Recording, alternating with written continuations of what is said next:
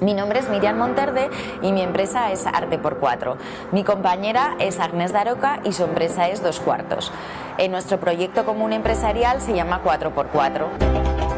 Las dos empresas intentamos generar un valor diferente a la gestión cultural que hay actualmente. La cooperación es algo que nosotras llevamos en el ADN. Al ser pequeñas empresas, lo que intentamos es aprovechar todas estas sinergias para un mayor desarrollo, una mayor competitividad. Porque aunque estamos las dos en este tema del 4x4 que hemos creado, detrás hay mucho colaborador.